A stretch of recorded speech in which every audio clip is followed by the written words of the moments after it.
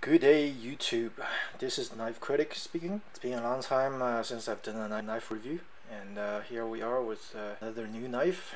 This one has just recently came out from Benchmade, as you can see here. Top one here. This is the Benchmade 761 titanium frame lock. Some stats: 3.73 inch blade, blade thickness 0.012 inches, handle thickness 0.42 inches.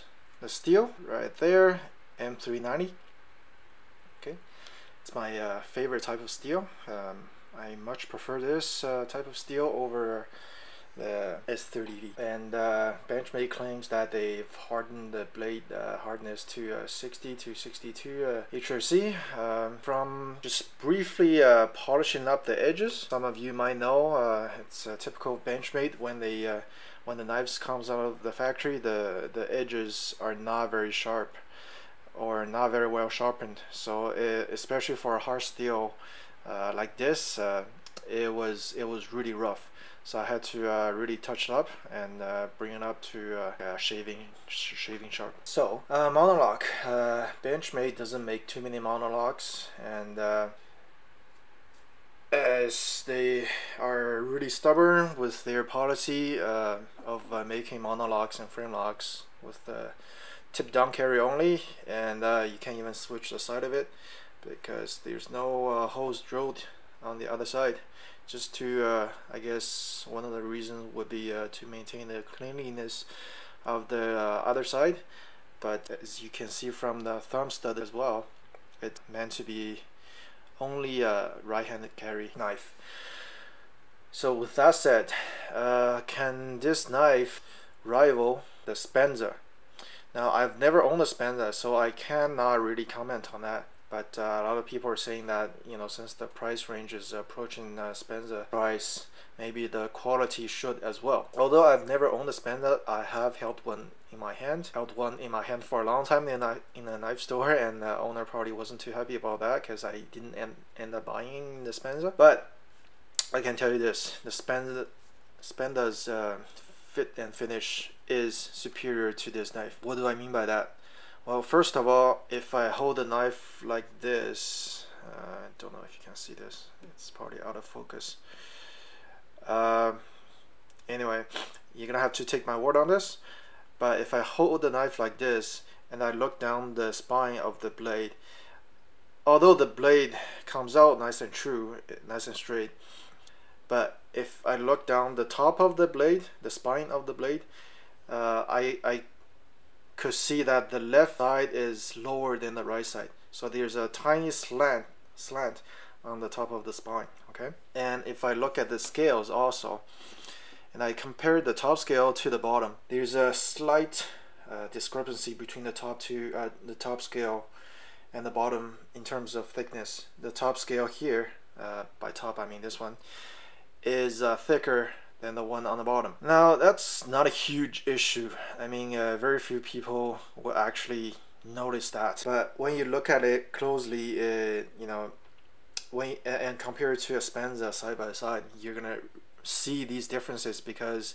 you know, when it gets up to 300-400 bucks range for knives, you really want your knife to be absolutely perfect. And so far, this knife hasn't been. But there are various really neat finishes on this knife that the Spencer doesn't have, like the inverted jimping in here and on the tail, and also the two spacers or standouts, I should say. They are really nicely shaped. Some people had mentioned that the lanyard hole has been nicely polished. You can see the shine, maybe, yeah. But this is really, I mean, from a machining point of view, this is nothing. All it takes is just a drill bit, and then you put that under the drill bit, you know, a few rounds, and here you are, shiny round. The 3D sculpturing on the handle, yes, they're there, especially on the pocket clip. Yes, it's there. It's nothing too impressive. I mean, especially when you compare to, that's why I have this here, the ZT 560. You look at the other side of the ZT, Zero Tolerance by Kershaw. You look at the 3D machining here. This is titanium scale as well. And you go to the other side, you look at the 3D machining on the G10. You cannot help but wonder, why is this knife so much cheaper than that one? You know, I mean, yes, it has a much, well, to me, much better blade steel. This is the M390, and this is the LMAX. To me, M390 holds a much better edge compared to the LMAX, but material-wise, this is nothing to scoff at. G10, G10 scale on the one side, G10 scale here on the one side, titanium on the other, and then you have a steel liner along with the G10 side for added just sturdiness. And just the machining, the finish, the centering on the blade, and it also has the bearing system, just makes you wonder why, you know, there's obviously a lot of work that went into this knife as well, and the material cost is probably the least of knife makers' concern. As far as I'm concerned, the more of their cost, you know, it has something to do with the machining as well as the labor cost and the polishing and whatnot. And if you look at the fit finish, where I think most of the knife manufacturing cost is, you look at the fit finish, the ZT really does an awesome job. All the little details, everything just looks really sharp. There's just no quibbles I can find. The stonewash is done really well, and the factory edge came razor sharp. Whereas the Benchmade, there's issues right out of the box. One of the other issues I didn't mention was there was some play in the blade. I got rid of it by tightening the pivot screw, but I had to take off the pocket clip by removing these two screws, and then get to the pivot screw and tightening that, as well as having to adjust the backspacer. What do you call that?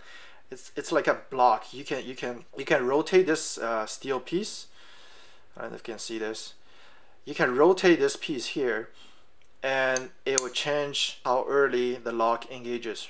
Right now, I have set it so that it's right at 100% lock, and there's no blade play.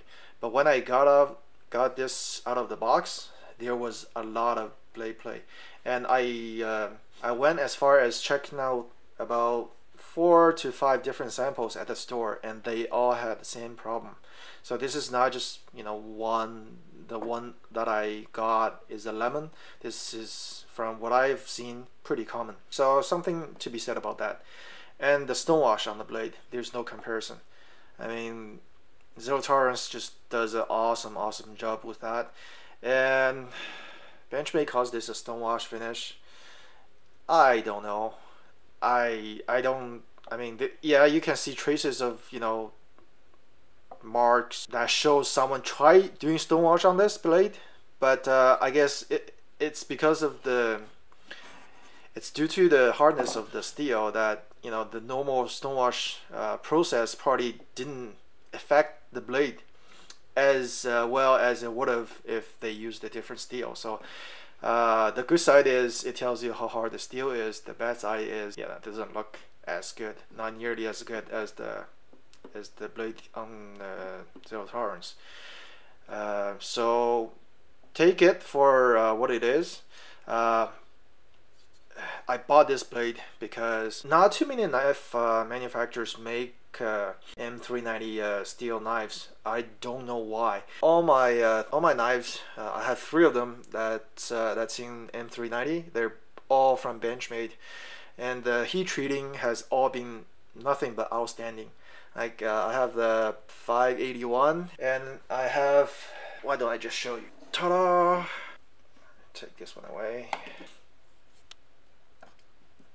Okay, so I forgot the model number on this one. Right, this is the 480. This is a collaboration between Benchmade and Nakamura. and this is a assisted opening knife. This knife, when I got it, I was so impressed with the sharpness of the blade and how long it would maintain the sharpness. I said to myself, if there was another production knife made using the M390 steel, I gotta go and try it out. Now, yes, I know many of you will notice that I don't have the 755. That knife I'm still debating because the knife stock is so thick, and there's no, like, the blade length is so short. So I don't know how useful that's gonna be for me. I know it's gonna be a tank of a knife, but I don't know if it's gonna be for me. Whereas this, it's one of the best gentleman's knife ever. Just make sure that you don't take this apart. This knife is expensive for a reason, because there's a very special bearing system contained within the pivot screw, and the bearing system are loose bearings, so you don't want to open it up and accidentally lose one of the bearings. That'd be pretty bad. And I didn't know that, so I opened it up and I almost lost one of the bearings. So don't want the same thing to happen to you. So take my advice, just add some oil to it and let it go.